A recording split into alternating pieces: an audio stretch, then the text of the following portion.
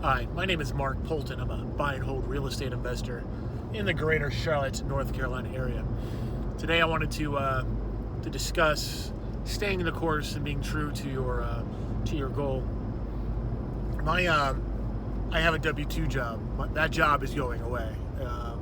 It's not one of those things where when it's going to happen, I'm going to be like, oh my gosh, I can't believe my job is going away. Writing's been on the wall for a long time. You know, this is August, probably by next May, my job will not exist anymore. And it partially due to the pandemic, but mainly due to my business unit. It's just, they're going away. I work for a large multinational technology company. So, I was heading out to one of our properties, probably to mow. I don't quite remember. And you know, I'm a Christian, I'm a religious person, and I was praying to God, trying to find some wisdom and some guidance.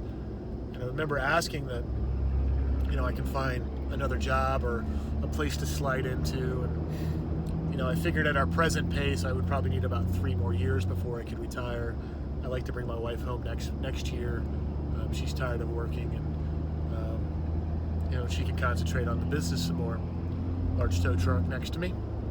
And, you know, I always pray for wisdom and guidance, you know, and some, you know, being able to identify opportunities. But I remember thinking to myself, I'm like, I feel like I'm cheating myself. I felt like I was being cheap. I felt like I wasn't being true to my goal. And my goal is not to have to work a W-2 job. And it was, you know, I had to sit back and I had to really think about it some more. And I had to really change what I was asking for, and end up asking for guidance on how to get to our goal. I figure we probably need 25 properties for us to both comfortably retire. We won't live any fantastic lifestyle. 40 is our magic number of living a fantastic lifestyle. But you know, I end up asking God to give me wisdom and guidance on how to get a large group, a portfolio of homes. You know, I don't want to say we've been offered, we've been told about people who were selling 9, 10, 12 homes. And we had the opportunity to get them. They were really not that great. Though in today's market, it would have probably have been worth every one of them. Would have spent the next year or so rehabbing them, but you know, when they were done, they would have been good money makers. And so it was kind of funny. Like, probably not even 15 or 20 minutes later, I get a text message. It's like 12 pictures and an address from my neighbor. He owns a used car lot. Very passionate man about cars. Very passionate. And, you know, it's kind of right up our alley. It had fire damage, and, you know, I'm asking him, I'm like, well, how much is the owner wanting? And he's like 60 grand, but she'll take less. So, you know, this is like 15 or 20 minutes after kind of refocusing what it is that I'm asking the universe for, what I'm asking God for. And, you know, I think that night, you know, he gave us the name of the woman who had it. She has an electronic lock on there, so my wife and I went and checked it out. And we now have that under contract.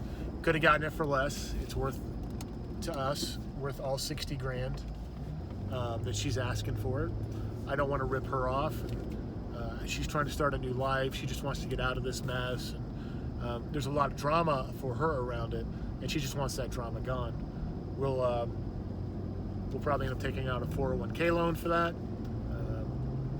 The terms and rates they're not fantastic, but you know, they're good enough. You know, it's stuff that we can service. We at least get it under ownership, and then we'll figure out how to finance the rehab. When it's done, we should have, I estimate, $60,000 in equity, even after all things are done, and we should be able to pull out 100% of our costs that we have in it and put a tenant in there at maybe $1,800 a month. So it'll cash flow well. But you know, I guess what I'm really trying to relay is, you know, it's easy to. I was trying to take the easy way out. The easy way out in this situation would have been to just go find another W-2 job.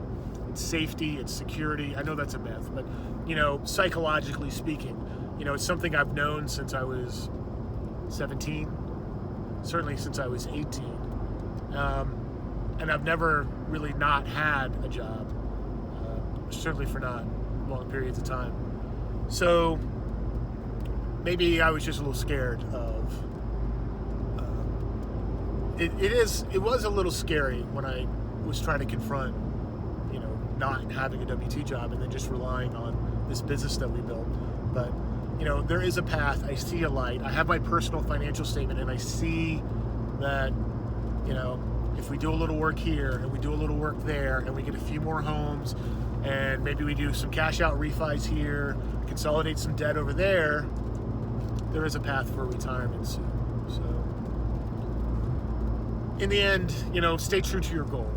Our goal is to not have to work a W-2. We don't get days off. We don't get to not work. We just don't have to work the same way. There's always something going on in the business. Always something that has to be addressed. So, well, these are my thoughts. What are your thoughts? Leave your comments, questions below in the comments section. You know, like, share, subscribe if you like my content. Nobody does because nobody actually watches it. But I wish you luck and I wish you success.